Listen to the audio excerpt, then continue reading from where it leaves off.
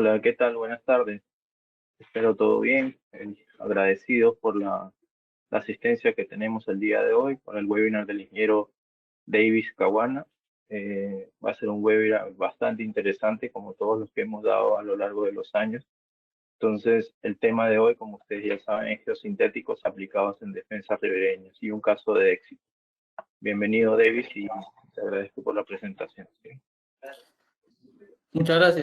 Muchas gracias, Charlie. Gracias a todos los asistentes. Y vamos a dar inicio a este webinar de defensas ribereñas con geosintéticos. Bueno, para iniciar, no sé si se ve mi pantalla bien, Charlie, o me parece que acá hay una imagen. Se ve bien, ¿no? Sí. Escucha, David, sí se escucha. Sí se ve bien. Perfecto. Ya, perfecto. Bueno, para presentar a la empresa, TDM es una empresa de capitales peruanos, es administrada por peruanos, líder en América Latina en soluciones de ingeniería, suministro e instalación de productos de construcción de importantes proyectos de infraestructura, minería y otros sectores, donde basamos nuestros pilares como la innovación en aplicaciones, métodos y procesos, conocimiento y experiencia. Esto nos hace reconocidos en el mercado y sembramos justamente la confianza y relaciones a largo plazo. Contamos con ahora sí. Contamos con un staff de más de 130 ingenieros especializados justamente en el diseño y especificación de nuestros productos. Identificamos para cada proyecto en específico y optimizamos justamente las necesidades de clientes. Nuestros productos son mundialmente reconocidos por sus características y ventajas de acuerdo a los estándares internacionales. También contamos con personal y equipo especializado para trabajar a lo largo de Latinoamérica. Nuestra presencia es más de 1.000 empleados en todas las sedes. Contamos con presencia en 5 países actualmente, en Chile, Colombia, México, Brasil, y nuestra oficina principal está en Lima, Perú. Contamos con 3 plantas industriales. En lo que respecta a geosintéticos, nuestra planta de geomembrana en Lurín y de geoceldas, y la reciente planta en Brasil también ya operando. Nuestras divisiones, tenemos una división de comercialización, tenemos fábricas de asfaltos, de geosintéticos. En lo que es geosintéticos, tenemos las fábricas de geomembranas, geoceldas y Sarplas. Acá me disculpan un momento, voy a abrir mi lápiz.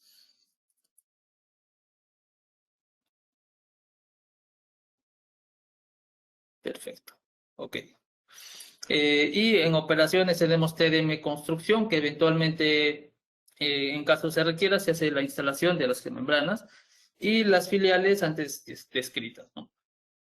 Bueno, como parte de la presentación de defensas ribereñas con geosintéticos en general, de la agenda que vamos a tratar el día de hoy consta un poco de la introducción acerca de las características y la información que se requiere para justamente hacer la estimación de erosión, socavación, y en los siguientes puntos entramos a defensas ribereñas con geoceldas, defensas ribereñas con hidrobolsas, y finalmente vamos a hablar de unos comparativos y durabilidad. Bueno, en lo que respecta a defensas ribereñas, ¿por qué su necesidad? Básicamente es la erosión, ¿no? La erosión, en este caso, por el flujo de agua, que va a hacer que las partículas que están en los cauces sean arrastrados por justamente los esfuerzos de corte que genera los tirantes y las pendientes, y esto ocasiona la necesidad de construir o tener defensas ribereñas, ¿no? Un poco hablando de los geosintéticos, esto ya data de los años 50, el empleo justamente de geotextiles, bolsas, elementos sintéticos para hacer la protección de grandes obras hidráulicas. Acá tenemos una imagen justamente en caso de protecciones marítimas, por ejemplo, ¿no? Respecto a la introducción, en el mercado, bueno, existe bastante información, bibliografía al respecto. La teoría como tal de ingeniería de ríos aplica para todo elemento.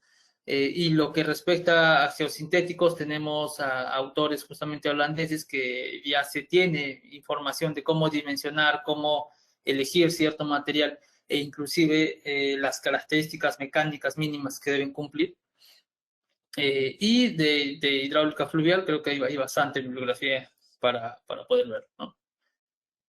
Bueno, los datos necesarios para evaluar una protección en lo que respecta a estas estructuras corresponden básicamente el caudal, la rugosidad y la pendiente para con esta información estimar la profundidad de socavación. Esto es importante porque justamente ese es el dato que nos va a ayudar a definir hasta qué profundidad vamos a trabajar o, por último, con esta información vamos a diseñar, ¿no? la protección hidráulica. Otro parámetro importante es conocer la curva granulométrica de un lecho.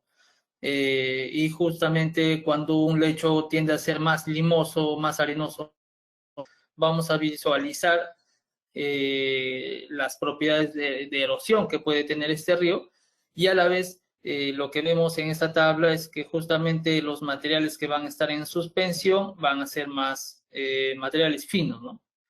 Y los que están en el fondo, por lo general, van a ser las gravas y arenas.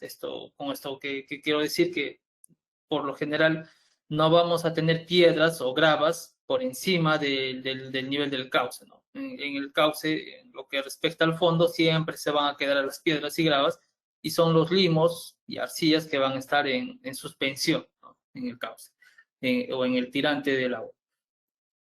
El otro valor que es importante conocerlo es las fuerzas tractivas.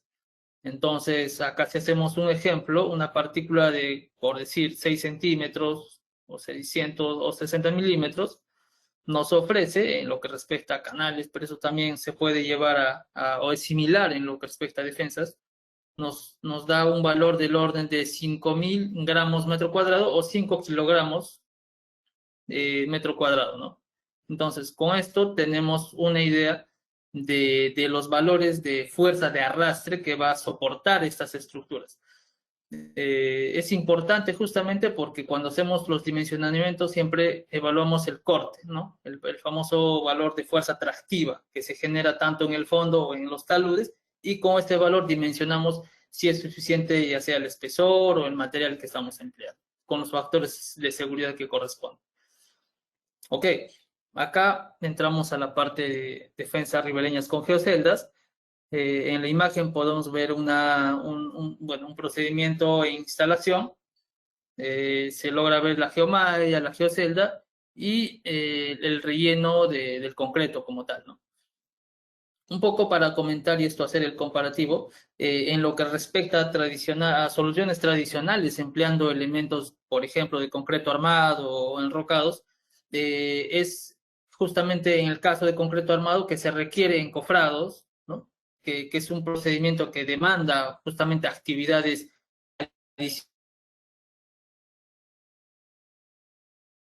justamente por la temperatura que se genera, contracción de fragua del concreto, y el procedimiento constructivo, ¿no? Como podemos ver en paños, que esto reduce los rendimientos, y el objetivo con cualquier solución en general siempre es lograr optimizar o tener mejor economía y menor tiempo, ¿no? En lo que respecta a una solución. Lo otro también es el empleo de enrocados, pero justamente en sectores como es en el norte de lo que respecta a Perú no existe, o las canteras de roca están muy limitadas, y esto conlleva a ejecutar una obra de enrocados, por ejemplo, en un sector muy arenoso, como es el que se ve en la imagen, haga que esto tenga un coste muy elevado, y por otro lado sus rendimientos también son muy bajos, ¿no? Entonces, como solución a esto tenemos un elemento que es la geocelda, que es un elemento tridimensional que justamente consta de una altura y una abertura, y esto va a permitir confinar el relleno que tiene internamente. Está compuesta por bandas de polietileno texturados e indentados. Estos están soldados por ultrasonido en cada banda. y esto los aplicamos, bueno, y estos pueden ser rellenos con suelo cemento, concreto, entre otros, suelo cemento, vegetación, y esto los aplicamos para canales, defensas ribereñas, soportes de carga, contención de suelo, cierres de mina, etc. Un poco para comentarles acerca de las instituciones internacionales sobre geosintéticos.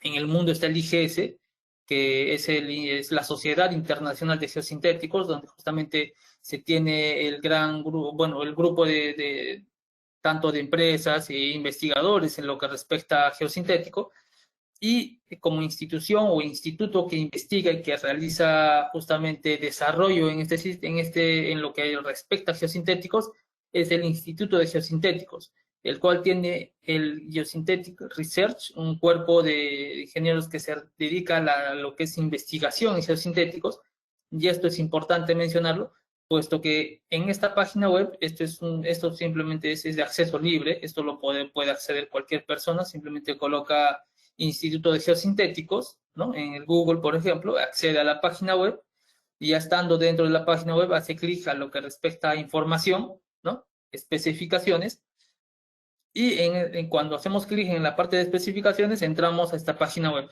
Entonces acá lo que nosotros accedemos es justamente a todas las especificaciones de todos los geosintéticos en general.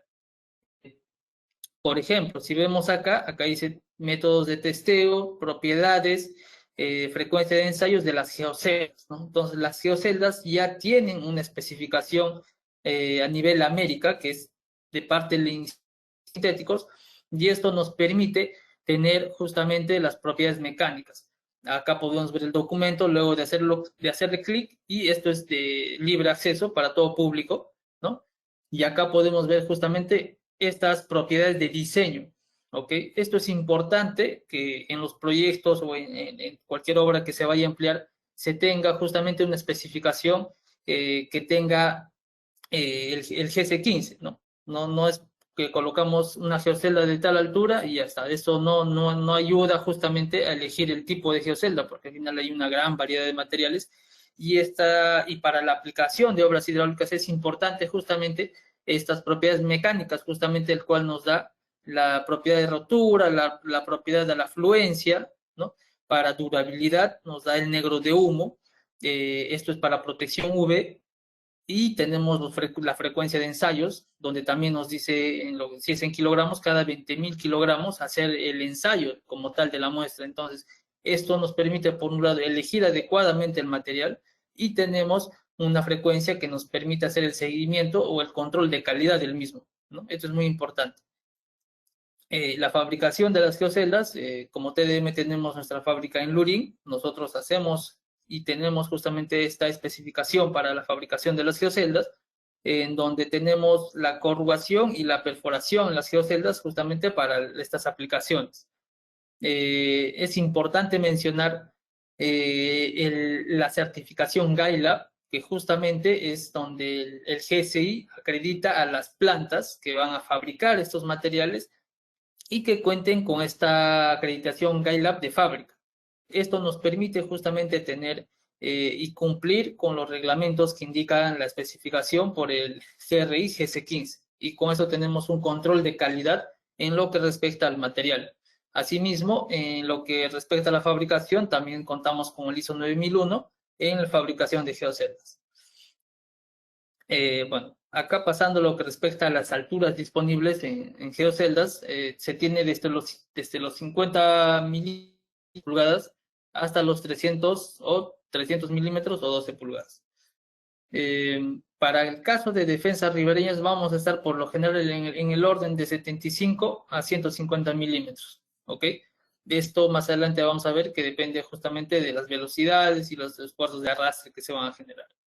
En lo que es aberturas, también la geocelda tiene diferentes aberturas. Tenemos desde los 15, de un TW15, que es casi 15 centímetros por 15 centímetros, hasta un TW 40.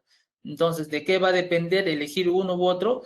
Esto también se diseña, es en función del proceso constructivo, ¿ok? Si yo tengo, por ejemplo, un talud 151, 21, 11, cuando un talud es más empinado, lógicamente voy a elegir una geocelda de menor abertura, probablemente un TBW30, un TBW25. Esto justamente para evitar que el relleno como tal de la estructura salga, en el caso de un concreto, por ejemplo, ¿no? Durante el proceso constructivo. En cambio, cuando el talud es más tendido, yo puedo emplear una abertura mayor, ¿no? Entonces, esto justamente se diseña.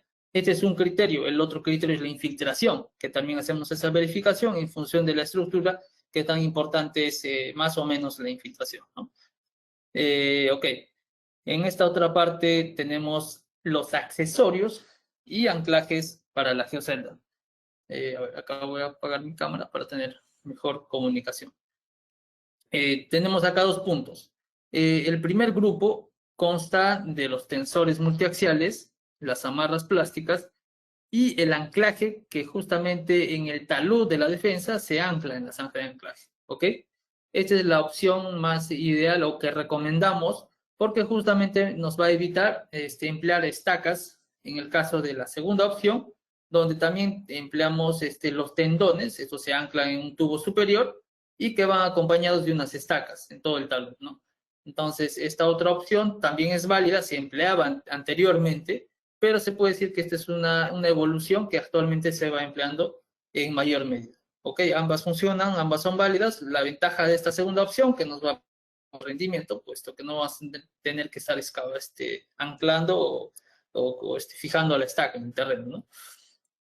Bueno, como rellenos, justamente podemos emplear rellenos granulares, rellenos de concreto, rellenos de suelo cemento, e inclusive rellenos vegetados. En lo que respecta para defensas ribereñas, esto puede aplicar en sectores donde hay lluvia y donde el nivel del agua está, o la vegetación está por nivel máximo de agua, ¿no?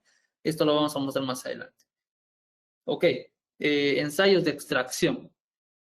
Con lo que respecta a esto, la TDM realiza investigación. Tenemos un departamento de innovación y desarrollo, donde justamente hacemos estos ensayos en colaboración con la Universidad de Texas, para evaluar justamente estos esfuerzos a la extracción que nos ofrece la geocelda.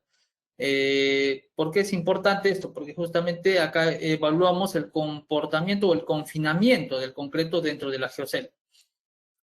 Esto gracias justamente a las perforaciones que tiene la geocelda y la corrugación del mismo.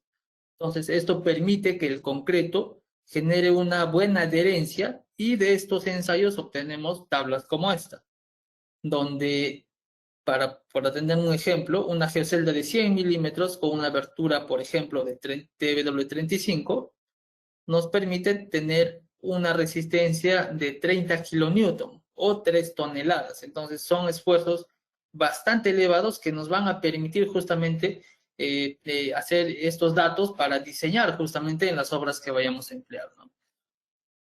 Ok, esto es la primera parte. Lo segundo es la influencia del comportamiento estructural en una geocelda.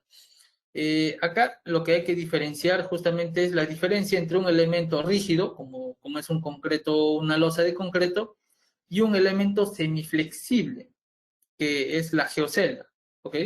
Entonces, al tener las paredes de la geocelda, esto va a generar una especie de rotulación en cada pared. Cuando tenemos una longitud grande, que esto se da en una losa de concreto, los momentos en los contornos son mucho mayores que cuando tenemos una geocelda discretizada, ¿no? Que justamente va a ser o subdividir este tramo de mayor longitud en uno más pequeño, ¿no? Entonces, esto nos permite reducir justamente los esfuerzos y podemos, por ese motivo, tolerar las deformaciones. La geocelda, al tener el contenido de polietileno, va a permitir que el concreto en longitudes de 10, 8, 5 metros se genere estas deformaciones en el terreno que va a permitir amoldarse, justamente que en el caso de obras hidráulicas es común cuando estamos apoyados sobre el terreno. ¿Ok?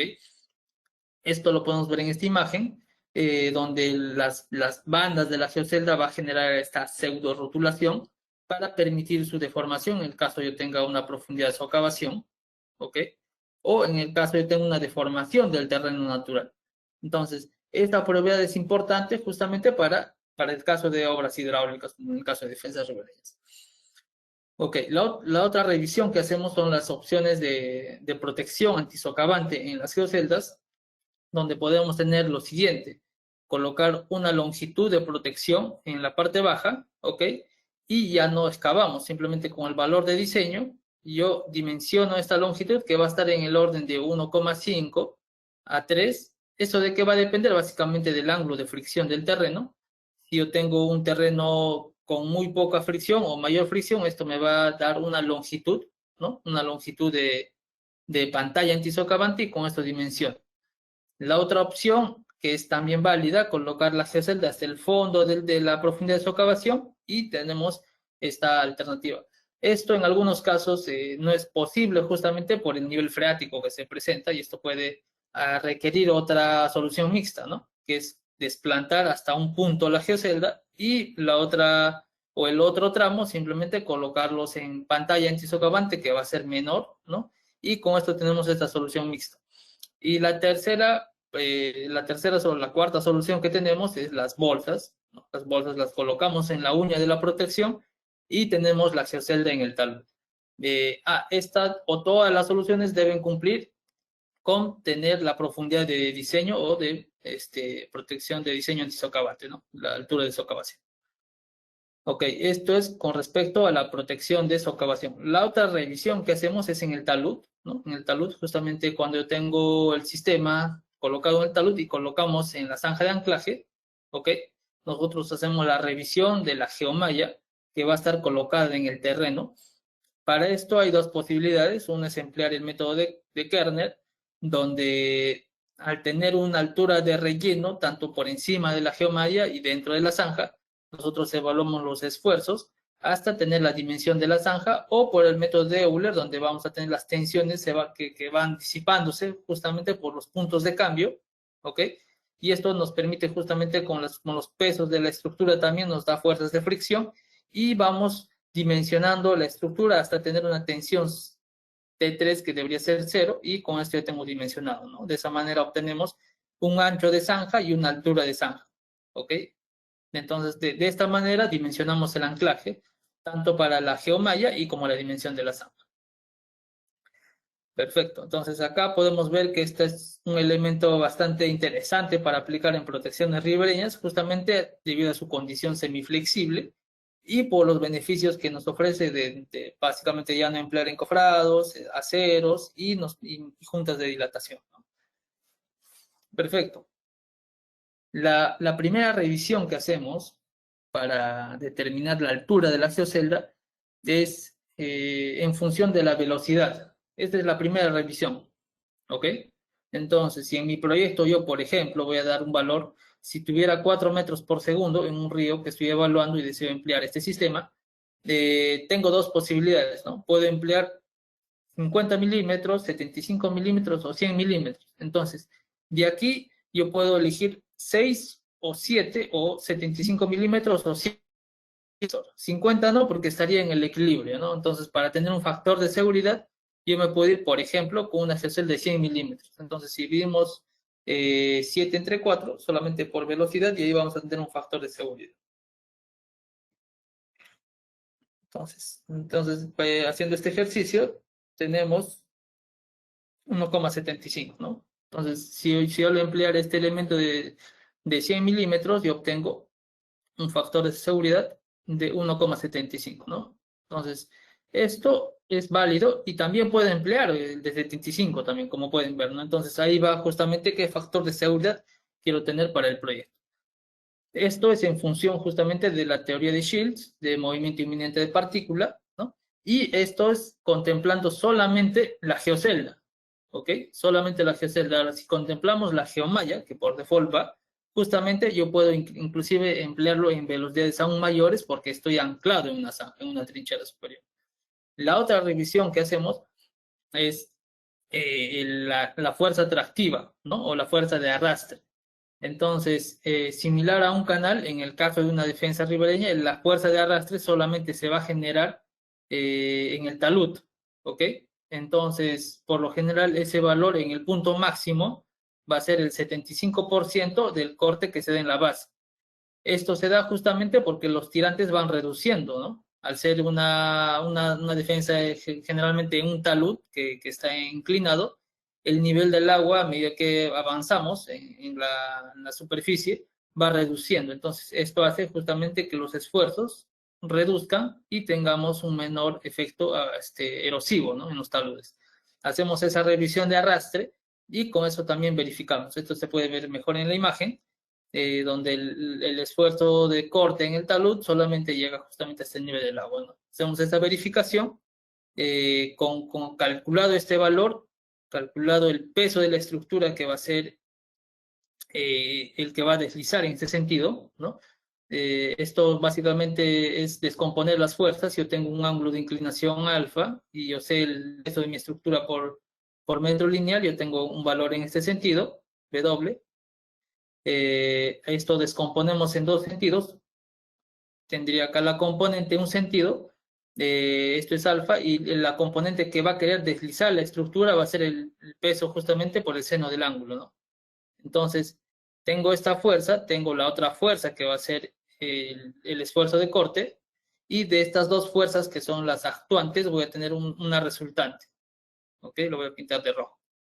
Entonces, esta fuerza resultante, FR, es el cual lo llevamos, en este caso, a la zanja de anclaje, y esto, en función de esa fuerza de arrastre, dimensionamos tanto la zanja y la geomalla, ¿no? Básicamente este es el criterio para elegir el tipo de tensor multiaxial que voy a emplear luego de haber dimensionado el espesor de la celda. ¿Ok? Perfecto. Entonces, acá hay otra opción, otra imagen del control antisocavante que se realiza con una protección con geocelda. Ya, esto sería el resumen de lo que estamos comentando. Acá tenemos, bueno, en principio el geotextil, que es opcional, no siempre va. Esto lo recomendamos más que todo en un terreno donde consideramos que va a haber deformaciones o algún posible asentamiento. En ese caso sí es recomendable emplearlo para evitar migración de finos, cuando el terreno es muy arenoso y puede también absorber el agua cemento que tiene el concreto y funciona como un encofrado también. En estos casos es recomendable. Lo otro es el tensor multiaxial o la geomalla biaxial. Le decimos tensor porque justamente funciona a pura tensión, ¿no? Y esto va anclado en la zanja de anclaje. El tercer elemento viene a ser las geoceldas, junto con el relleno, y acá tenemos finalmente la zanja de anclaje, ¿no? Que es donde se va a colocar la geomalla. Acá vamos a ver un ejemplo de colocación del sistema. Acá podemos ver una conformación justamente de la geocelda. Acá tenemos una longitud adicional que va a ser el que va a ir en la zanja de anclaje, y esto los vamos armando en un patrón de amarres. Puede ser 1x2, 1x3, dependiendo del diseño, y esto los vamos ensamblando, ¿no? La geocelda con la geomalla. Luego de ensamblarlos, esto se enrolla y en principio esto nos da varias ventajas. Esto es un trabajo seguro que se hace en una zona plana, ¿no? Lo segundo es que al realizarse una actividad en plano podemos hacerlo mucho más rápido, los rendimientos van a ser mayores. Y tercero, esto lo podemos movilizar rápidamente al proyecto, ¿no? En el proyecto, ya teniendo el perfil del talud ya finalizado, procedemos a colocar el sistema con geomallas y geoceldas. Esto es básicamente cómo se puede optimizar un proyecto, avanzar muy rápidamente la protección del talud, y procedemos a colocar la geocelda con el relleno, en este caso de concreto, ¿no? El enrasado es básicamente con regletas metálicas o de acero. Esto, la recomendación es enrasar hasta el ras superior de la geocelda y se procede a colocar el concreto, ¿no? Acá se puede ver.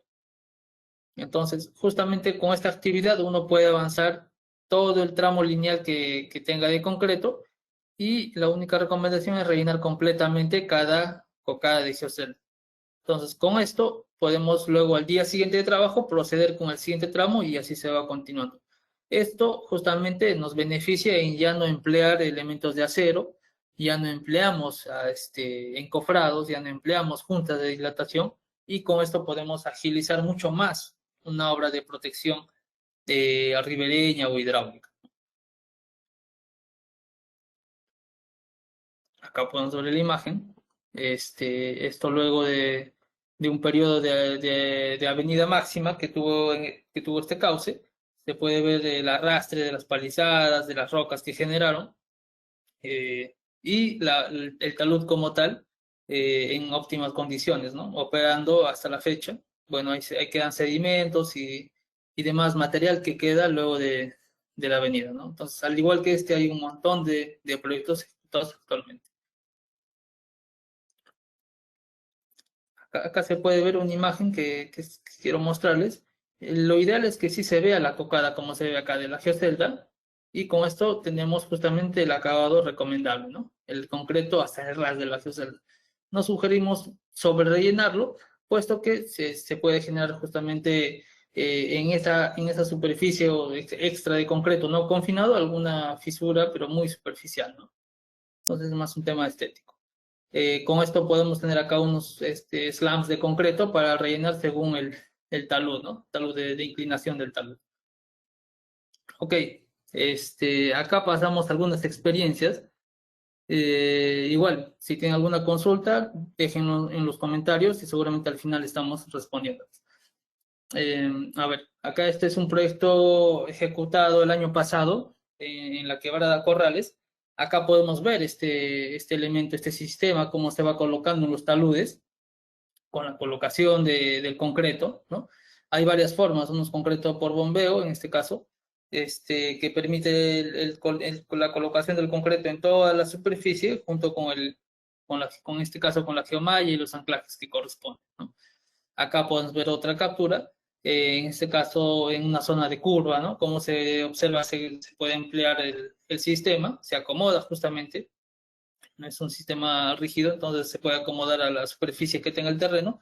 En este caso, en la protección en la parte baja se emplearon hidrobolsas, que lo comentaremos más adelante.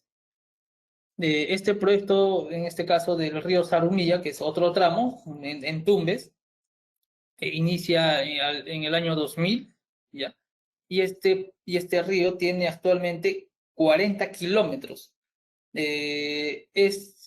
Se podría decir la defensa ribereña más grande que tiene el Perú actualmente, a menos que ahí en los comentarios me pueden dar algún otro dato, donde se ha logrado tener justamente esta protección de esta magnitud.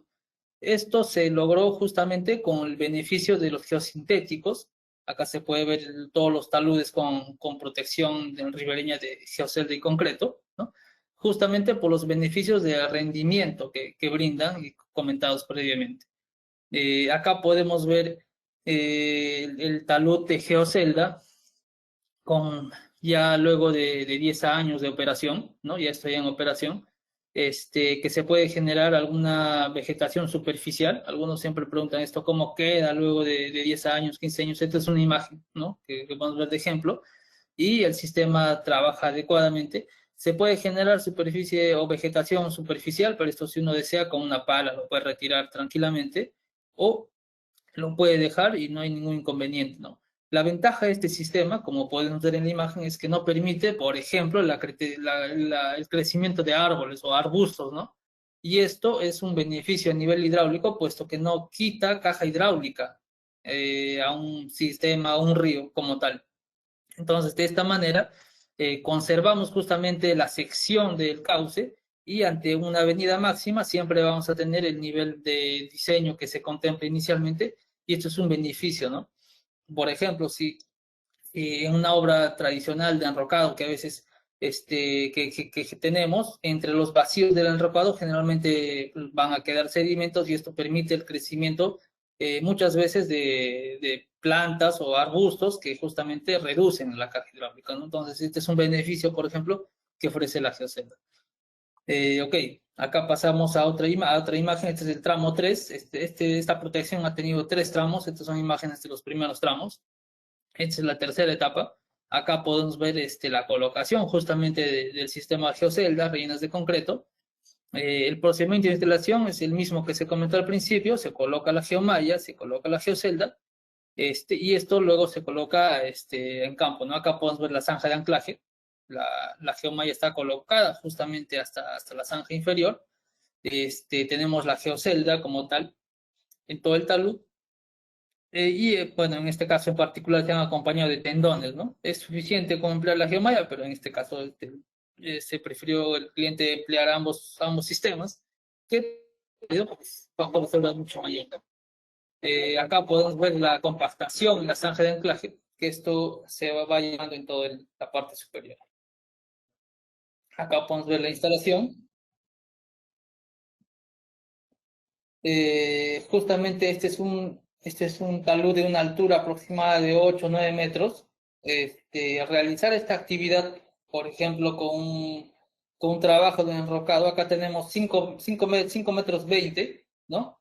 Al realizar esta protección en este mismo tramo con una solución de enrocado, por ejemplo, va a demandar muchísimo más tiempo, del cual es colocar prácticamente este sistema, ¿no? Es a nivel de revestimiento. Entonces, este es otro beneficio también que se puede tener justamente en protecciones de gran altura. ¿Okay? Entonces estamos viendo que prácticamente en minutos se está colocando, ¿no?, la protección en el talud, y esto es lo que beneficia o permite tener los rendimientos en un proyecto. Acá está otra imagen, ¿no?, del sistema que ya colocado. Acá podemos ver la protección. Esa es la colocación del concreto, ¿no? En este caso se han avanzado por paños, un paño sí, un paño no, para permitir el enrasado por ambos lados, ¿no? Acá podemos ver la colocación del concreto.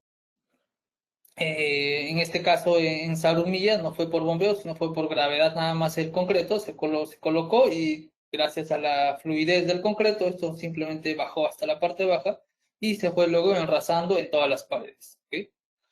Acá podemos ver el procedimiento de instalación. Este es otro video ya de operación del sistema. Se puede ver las geoceldas en el talud y las hidrobolsas en la uña, ¿no? Acá se puede ver cómo está trabajando adecuadamente con los niveles de diseño previamente estudiados.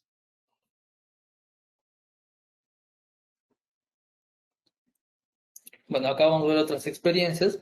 Esto es un sistema que se colocó en ríos amazónicos, previamente que se instalaban con los tendones, ¿no? Y junto con las geoceldas.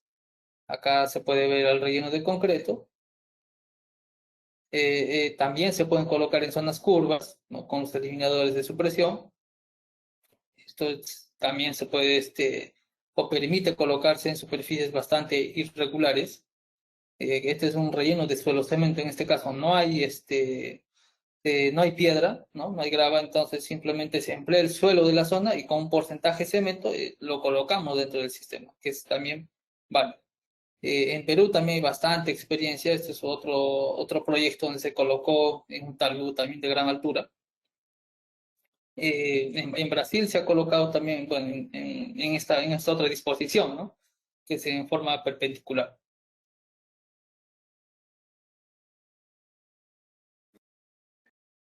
Este es el proyecto del río Piura, donde se hicieron las protecciones en los estribos del puente. Acá podemos ver la ejecución del puente, donde en este caso requería la colocación de un sistema de protección que estaba aguas arriba y aguas abajo del puente, para evitar la erosión y que esto pueda afectar los estribos. En este proyecto se ha contemplado el empleo de geoceldas rellenas de concreto, bueno, en este caso por una longitud aproximadamente de 60 metros, ¿no? Que esto luego más adelante en el fenómeno del Yaku ha permitido proteger adecuadamente, y bueno, luego se generaron algunos problemas aguas arriba, pero no tenían la protección, ¿no? Acá se puede ver.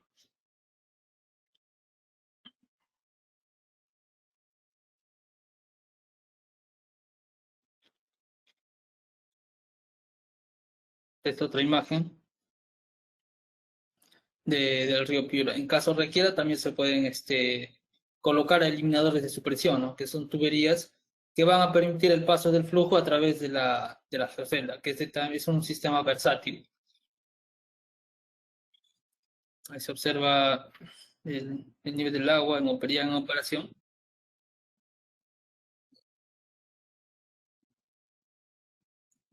Perfecto.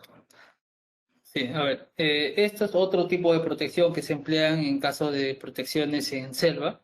Lo que se ha colocado acá es el sistema de geoceldas en todo el talud y el nivel máximo de agua es donde protegemos con bueno, con el relleno de suelo cemento en todo el talud y y en la protección superior es donde colocamos el topsoil, ¿ok? Todo esto tiene geoceldas hasta la parte superior, pero como sabemos que el nivel del agua no supera este límite, lo que esté por encima se puede colocar topsoil y con las lluvias naturales que da en el sector esto vegeta y permite tener ese tipo de protección mixta. Otras obras que hemos participado también es en Madre de Dios, en sectores donde no hay justamente piedra o roca, y podemos emplear el sistema empleando el suelo o la arena misma del río y hacer un mortero, básicamente, ¿no? Se rellena todo el talud y parte de la base con el relleno de arena o el mortero, y en este proyecto en particular, debido a la napa freática constante que se tenía, se ha colocado eliminadores de supresión. Esto permite que el terreno que esté por detrás no esté saturado, y esto justamente es para evitar la inestabilidad en que se puede generar, ¿no? Entonces, esta es otra opción en terrenos que son bastante lluviosos, que el nivel freático siempre está constante. Podemos colocar estas barbacanas para eliminar el agua y hacer la protección de los taludes. Esta es otra protección mixta, en este caso con un enrocado en la parte baja y geocelda en el talud, donde podemos tener este tipo de protección. En este proyecto en específico se colocó con un relleno de topsoil, ¿no? Porque justamente las velocidades eran bastante bajas, acá se puede ver el sistema, y se tiene una protección, en este caso mixta, ¿no? De roca de protección en la parte baja y en los taludes vegetados. Ok, acá tenemos otro proyecto reciente que consta de defensas con geocelda y relleno pétreo. Lo que vemos en esta imagen es bastante interesante. Podemos observar un sector con roca, ¿no? Y otro sector más adelante con geocelda. En este caso en particular, el cauce tenía presencia de material pétreo, que era un material de un diámetro medio de 10 centímetros, que justamente era factible emplearlos dentro de las geoceldas. Entonces, como podemos ver, el sistema para tener una adecuada realización o diseño no siempre es concreto, puede ser en función del sector, por ejemplo en selva, un suelo cemento, en costa a veces empleamos concreto, o en este caso particular que el río permitía el empleo de ¿no?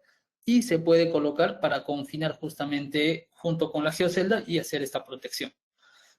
Acá vamos a explicar un poco del dimensionamiento. Si, por ejemplo, tengo una partícula, esto básicamente es por velocidad límite de partículas libres de suelos. Si tengo una partícula de 4 pulgadas, esto me va a permitir tener una velocidad más o menos de 10 pies por segundo, ¿no? Que son casi 3 metros por segundo, ¿no? Entonces, esto básicamente es sin geocelda, ¿ok? Es sin geocelda. Entonces, una partícula más o menos de 4 pulgadas a 3 metros por segundo va a tener este movimiento inminente, ¿no? Que va a querer arrastrarlo. Entonces, si nosotros hacemos la verificación con geocelda, hacemos el mismo ejercicio, 3 metros por segundo, una velocidad crítica, y trazo en esta tabla que nos ayuda a dimensionar elementos con relleno pétreo, observamos que el diámetro de partícula podemos emplear desde 38 milímetros, ¿ok? Entonces, esto justamente va a depender del radio hidráulico. Este es un valor que va a salir del dimensionamiento, del diseño del cauce. Entonces, colocamos esto y, por ejemplo, para un caso de 3 metros por segundo, yo podría emplear una partícula que previamente hemos verificado sin ningún elemento de confinamiento, serían 100 milímetros. Para este caso, son 4 o 40 milímetros, ¿no? Redondeando. Entonces, se puede ver que un diámetro, y acaba el resumen, una partícula sin ningún nivel de protección a una misma velocidad, empleando un sistema de confinamiento, que en este caso viene a ser la geocelda, podemos reducirlo, si este es un diámetro, casi a la mitad, a D medios del diámetro, ¿ok? Y esto nos permite justamente, al emplear el sistema de confinamiento, colocarlo en 2 cámaras y podemos tener esta protección, por ejemplo, ¿no? Entonces, si pongo otro ejemplo, si coloco en el mismo caso para un diámetro de 100 milímetros, esto me va a ofrecer, por ejemplo, para una velocidad de, ¿ok? En este caso, entonces yo puedo colocar estos 100 milímetros y tener en doble cámara una geocelda de 200 milímetros. Entonces, este es un poco para mostrar el beneficio de emplear el relleno pétreo que podemos encontrar en el cauce. Ahora, esto no significa que yo voy a limitar mi partícula, porque al final esto obedece a un uso granulométrico. ¿Okay? Si yo tengo mi uso granulométrico, justamente el diámetro medio es lo que es el 50% que pasa, que son los 100 milímetros. Pero también puedo, perdón, acá iría, claro, los 100 milímetros, el 50%, ¿no? Entonces, también puede tener 200 milímetros, puede tener partículas menores, y esto me ayuda justamente dentro del sistema a colocar tanto las partículas que tienen un tamaño mayor y un tamaño menor. De esta manera vamos confinando, y esto funciona justamente por trabazón o el confinamiento de las partículas. Entonces, acá se puede ver el sistema instalado, tenemos las geomallas, las geoceldas, en la protección del talud, y se coloca justamente estas partículas, ¿no? Que tienen dimensiones mayores y menores, pero en promedio tienen 10 centímetros. Entonces, justamente aprovechamos las partículas más pequeñas para generar este confinamiento, y las partículas más grandes generan el peso, ¿ok? Entonces, esta es otra posibilidad del empleo del sistema de geoceldas con relleno pétreo. Perfecto. Entonces, hasta acá vamos a hacer un pequeño comparativo de un sistema de gavión enrocado y geocelda. Si hacemos un ejemplo para una protección ribereña de 3 metros y una longitud de 100 metros lineales, empleando gavión con 2 cuadrillas de 5 personas, aproximadamente se puede realizar este proyecto en 25 días. Con un enrocado, empleando una excavadora, ya con los materiales para todos in situ, 20 días, ¿no? En cambio, empleando con el sistema de geocelda, en este caso rellena de concreto, se puede hacer en 9 días. Entonces, ahí vemos justamente cada uno para casi el mismo ratio de instalación, diferencia de tiempo que podemos tener para la ejecución del mismo. ¿Ok? Perfecto. Ya, ahora vamos a pasar a la parte de hidrobolsas. Acá en la imagen podemos ver una conformación del sistema de las hidrobolsas a lo largo de una faja, ¿no? De un talud, de un cauce. Este es el encofrado que justamente se emplea para darle la forma a las hidrobolsas, y estos se van colocando, avanzando justamente como colocar ladrillo, ¿no? Se coloca uno, se avanza, se coloca uno, y así sucesivamente. Este es un elemento que tiene 5 metros por 2,40 por 1 metro. Esto nos ofrece un peso del orden de 20 toneladas cada uno, que es bastante, y justamente su estabilidad radica en esto, en la gran masa que puede ofrecer. Están hechos con geotextil de alta resistencia, y esto es muy importante, puesto que estos son elementos que estamos empleando para defensa ribereña, ¿ok? En defensa ribereña, el geotextil de alta resistencia me va a permitir justamente tener, de acuerdo al diseño, estos parámetros de durabilidad, de abrasión que va a estar sujeto, que lo vamos a comentar más adelante, y demás efectos que están sujetos a las obras hidráulicas, ¿no? Un poco para comentarles, estos geotextiles se emplean también para desecación de lodos, tubos de desecación de lodos, también para protección de defensas costeras, que en este caso van con slurry, ¿no? Que es un material bombeado, y luego tenemos también las hidrobolsas. Las hidrobolsas se pueden confeccionar, en este caso inclusive de diferentes dimensiones, pero el estándar actualmente son las de 5 por 240 por 1 metro que se viene empleando. Tenemos también dimensiones, las hidrobolsas las tenemos en dos formas, o las clasificamos en dos formas, ¿no? Las estáticas, que justamente se encofran y se dejan in situ, y las dinámicas, que en este caso son las que se lanzan, o las que emplean unas orejas de izaje. En este caso son de 1 metro de dimensiones más pequeñas para su colocación en el proyecto. Los textiles tejidos o geotextiles tejidos para las hidrobolsas tenemos dos opciones. Pueden ser de poliéster o de polipropileno. En ambos casos es importante que tengan la acreditación GuideLab, ¿ok? ¿Por qué es importante esto? Porque justamente al tener una acreditación GuideLab para el material, nos va a permitir justamente saber que ha sido confeccionado o fabricado con un estándar de calidad mínimo o adecuado para el proyecto. Y esto, una acreditación GuideLab nos permite justamente tener esa tranquilidad, o hacer un seguimiento, o tener un control en cuanto a la calidad. ¿Ok? Ahora, la diferencia entre un geotextil tejido y no tejido. Si nosotros acá hacemos un ejemplo de una curva esfuerzo-deformación, un geotextil tejido nos va a ofrecer altas tensiones, lo voy a graficar de azul.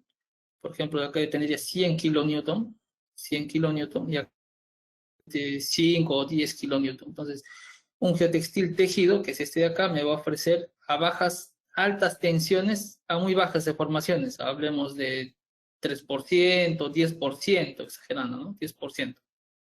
100 kilonewton, que es una tensión bastante interesante. Un no tejido, a diferencia de esto, lo voy a graficar de otro color, que puede ser un color rojo. Podemos tener a una baja tensión y a altas deformaciones, que tendríamos una curva como esta, quizás a un 50 hasta un 100% de deformación, que es bastante elevado. Entonces, los no tejidos los aplicamos para otra función, que es de separación y filtro, ¿no? En cambio, un geotextil tejido lo estamos empleando para una hidrobolsa, que justamente va a confinar el material interno y también va a aportar a la estabilidad en caso de estar en un talud o en un dique o inclusive hasta en una pirámide que se emplean estos sistemas, ¿no? Entonces, es muy importante. Y acá, ojo, estamos hablando de 100 kilonewton, ¿ya? Entonces, ha pasado, y esto es importante mencionarlo en algo donde se ha visto inclusive que se han empleado hasta sacos de arroz, ¿ok? Entonces, un saco de arroz, pues, no te va a dar 100 kilonewton. O sea, un saco de arroz estamos hablando de 8, 10 kilonewton similar, y esto es algún elemento mucho más, se puede decir, que se puede dañar mucho más fácilmente, ¿no? Entonces, si comparamos eso con una hidrobolsa, es como que cuando yo dimensiono una columna de acero, si queremos hacer una equivalencia, yo coloco pues, unas varillas metálicas, ¿no? Según diseño, que pueden ser media pulgada, 5 octavos, que coloco yo acero, ¿no? En cambio, si yo coloco un saco de arroz para hacer esa equivalencia a mi misma columna, es como que estaría comparando colocarle simplemente unos alambres, y justamente ese es un atentado básicamente para el proyecto, y esto puede tener consecuencias más adelante, ¿no? Entonces, es importante entender la diferencia en el material, que es para el cual empleamos en las hidrobolsas, que es un geotextil tejido, ¿ok? Un geotextil tejido de alta resistencia, superior a los 100 kilonewton, y que tiene certificación GuideLab, ¿ok? Es importante esto, no es un saco de arroz como tal, que esto en la instalación nada más se te va a dañar, ¿ok? Esa es la diferencia. Ok, pasado ese punto, el relleno que se puede emplear justamente gracias a esas propiedades mecánicas es que podemos emplear cualquier tipo de relleno casi, suelos gravosos, arenosos, una mezcla de ambos. La recomendación básicamente es que no sean elementos punzocortantes, ¿ok? Si eso se encuentra en campo, simplemente se retira, se hace la limpieza y se emplea el material restante. El otro concepto que hacemos en la verificación del geotextil es el puente filtrante, el cual nos indica justamente que las partículas que vayan a pasar a través de la bolsa de textil, inicialmente se va a dar, efectivamente, si yo tengo partículas menores a la malla 200, por dar un ejemplo, la abertura que tiene la hidrobolsa como tal es de la malla 200, ¿ok? Que es prácticamente el límite entre limos y arcillas. Estamos hablando de un material muy fino. Entonces, al principio se puede generar alguna pérdida de material que es natural, pero luego se va a dar un efecto de puente filtrante, el cual cuando las partículas van saturándose en el perímetro, van a generar un confinamiento. Y con esto se va a evitar justamente que estos materiales luego sigan saliendo y es como el efecto de cuello de botella, ¿no? Prácticamente, donde se genera un taponamiento y esto ya no pasa, ¿no? Esa es una revisión. El otro es muy importante, la abrasión en geotextiles. Hay dos formas de evaluarlo, uno es el ACTM de 4886 y el otro es el ACTM C1138. Es importante esto porque justamente cuando tenemos una protección, por ejemplo en el cauce, pues en una bolsa, esto al estar en contacto con las gravas, arenas, al estar en contacto con, bueno, roce con el flujo, se va a generar una abrasión y es importante verificar los niveles abrasivos que se pueden generar en el textil. En este caso, el ensayo, uno de ellos para evaluarlo, es el ACTMC 1138.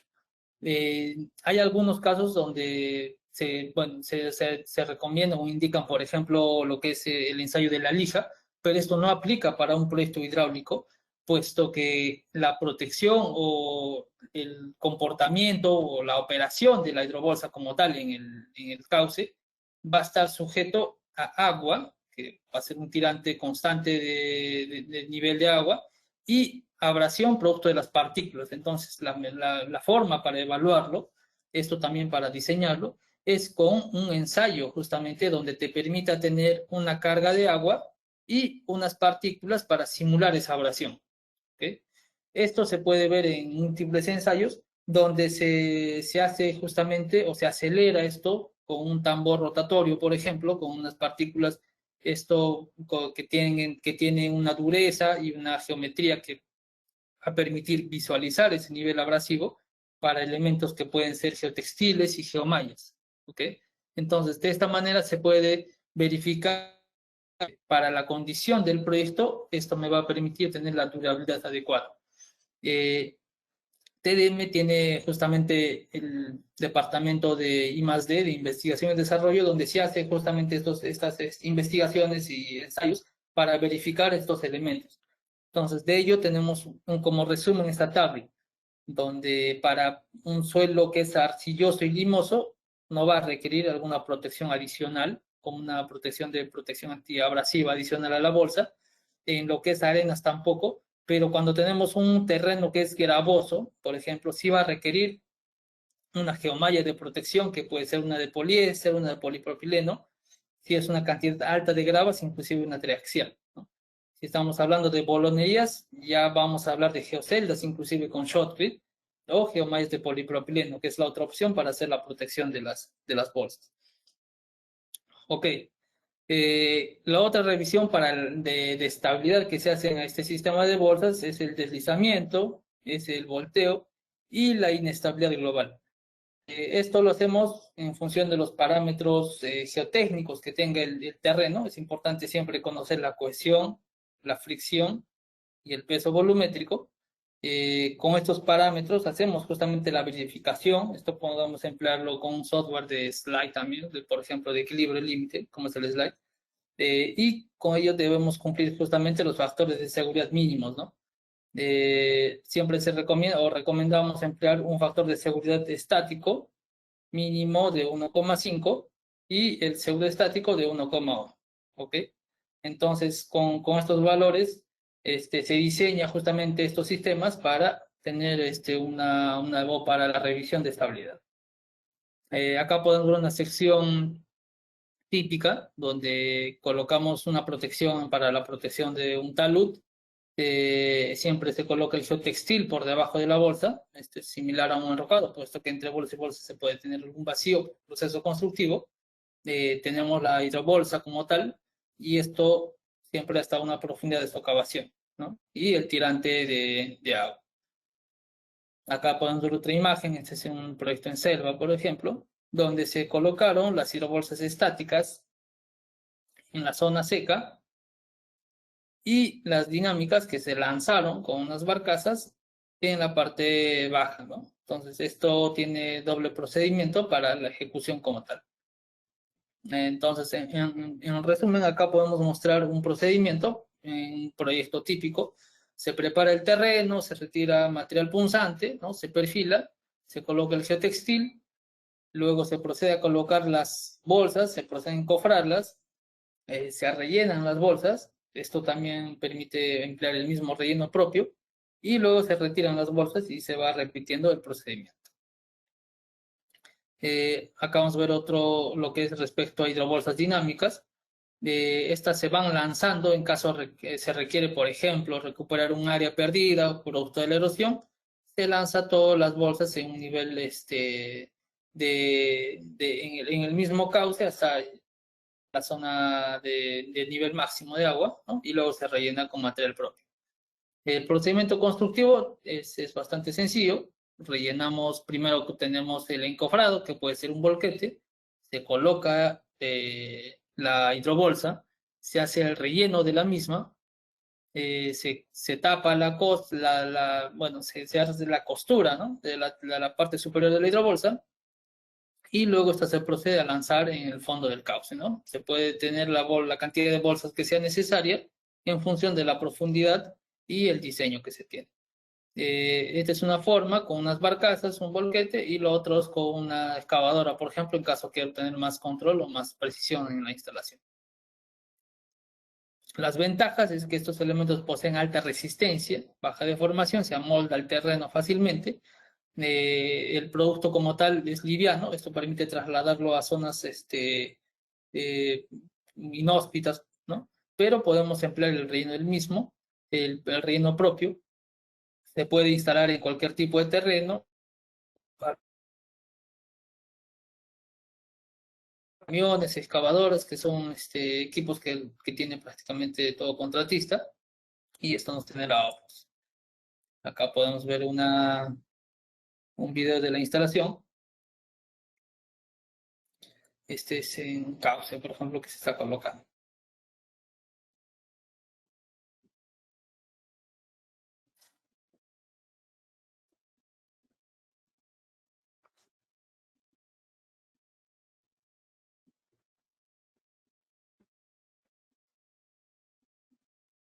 Acá tenemos otro espigón que se va colocando también para armar justamente estas estructuras, unos accesos en lugares que están siempre bajo el nivel del agua, o que están, perdón, claro, bajo el nivel del agua.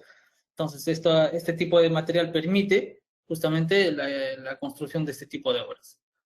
Acá hay otro video. En este caso estamos colocando en un río amazónico, donde siempre hay agua, no es como en la costa, ¿no? Que generalmente en época de estiaje está seco prácticamente. Acá siempre hay un nivel de agua, y para hacer una protección de un talud o de una defensa, se tiene que básicamente lanzar la bolsa, que es la forma que se puede emplear, ¿no? Entonces, esto mediante el empleo de unas barcazas con una excavadora y un volquete, se va colocando el elemento de hidrobolsa desde el fondo del cauce, y esto se va rellenando hasta encontrar una superficie, y de esa manera se realiza la protección. Bueno, la otra forma izada es donde empleamos hidrobolsas de menor dimensión, y esto también es otra posibilidad, ¿no? Ventajas y desventajas entre ambas soluciones es que una simplemente te da mayor precisión en la instalación, y ambas son válidas, ¿no?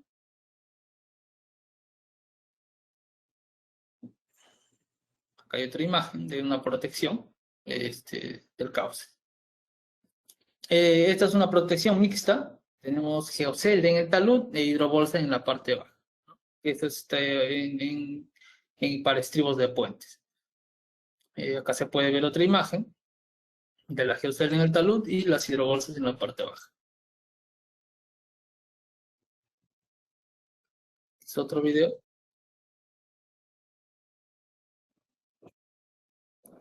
Acá un comentario importante. estos elementos de hidrobolsa, como se puede ver en la imagen, pueden o consolidan en el tiempo. Acá se va a ver la dureza que va adquiriendo.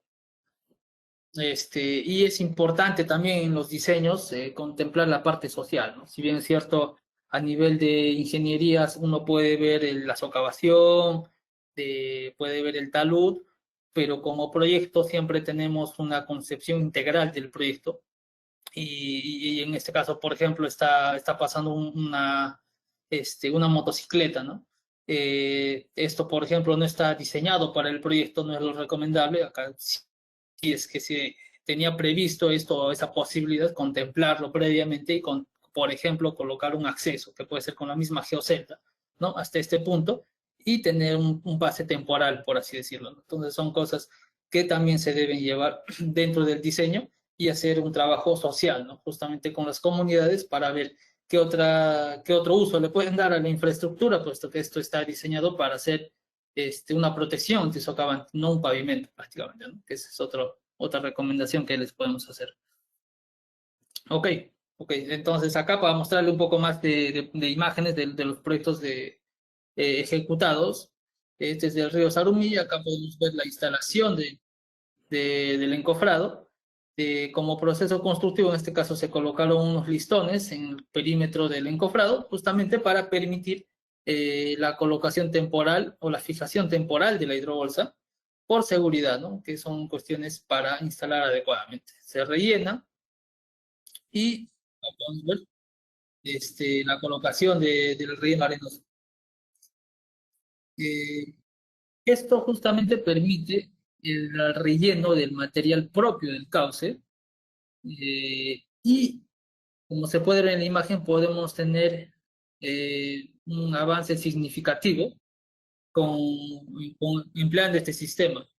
El rendimiento en esta clase de proyectos van a ser dependientes primero de la excavadora. Por ejemplo, esta tiene una cuchara que te permite llenar fácilmente entre 1,5 metros cúbicos, ¿no?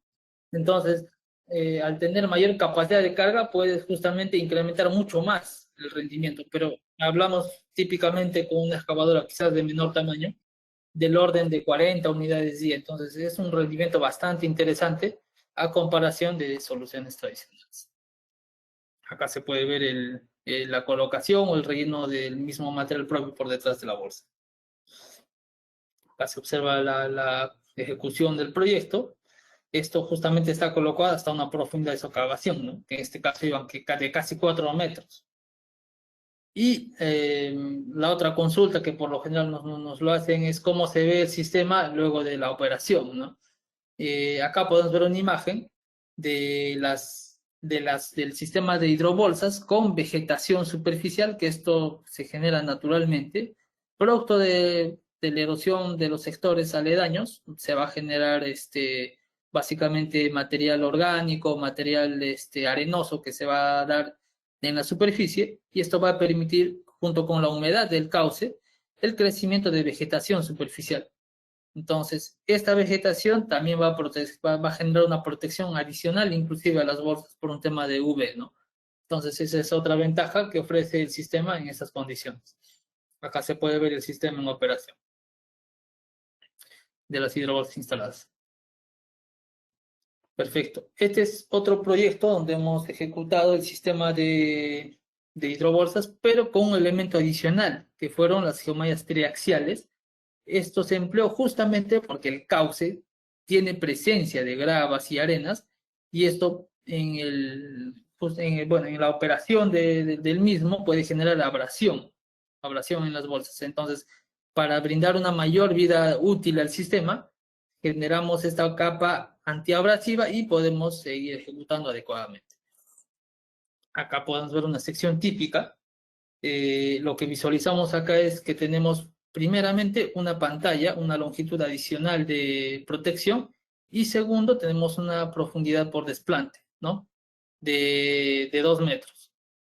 Entonces, esto se hace justamente porque el nivel freático en muchos casos está muy cercano de la superficie. Si bien es cierto, por socavación acá quizás puedes tener 3, 4 metros, pero al incrementar esa longitud y luego desplantarlo, y esto cuando deforme justamente te va a permitir llegar a esos niveles de protección que uno desea, ¿no? Lo segundo, por un tema de protección antiabrasiva, empleamos la geomalla, y esto se hace gracias a unas mechas que se colocan previamente, ¿no? Que es la misma geomalla, y luego que tenemos todo instalado, colocamos la capa adicional de la geomalla para realizar esta protección, pueden ser en una o dos capas, adicional a la bolsa, ¿no? Entonces, de esta manera se genera este tipo de estructuras que van a ser pertinentes. En este caso es un diseño que se hizo para el proyecto de la puntilla en Lambayeque. Acá podemos ver, ¿no? El proyecto ejecutado, la colocación de las geomallas en la parte antisocavante que les comento, y la colocación de las bolsas, inclusive en terrenos arenosos. Vamos a ver. Entonces acá vamos a ver el video.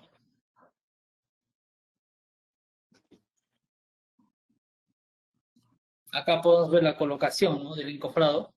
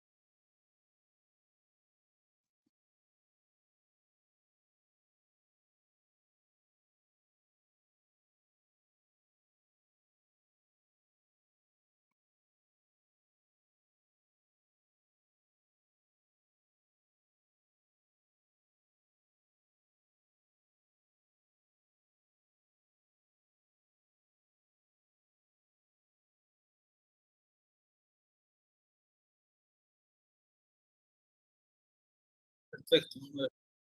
Acá un poco para hacer el resumen, en el proyecto originalmente acá se tenía una protección con enrocado, entonces por un efecto de erosivo, de socavación que se dio en la base del dique, básicamente rompió el dique y el agua salió por este sentido, ¿no? Entonces se requirió urgentemente una solución que permita ejecutar esto de manera rápida y evitar en lo posible que esto siga inundando. Entonces, en este caso se hizo la ejecución, se colocaron los ataguías y procedió a colocar las hidrobolsas, como se ve en la imagen.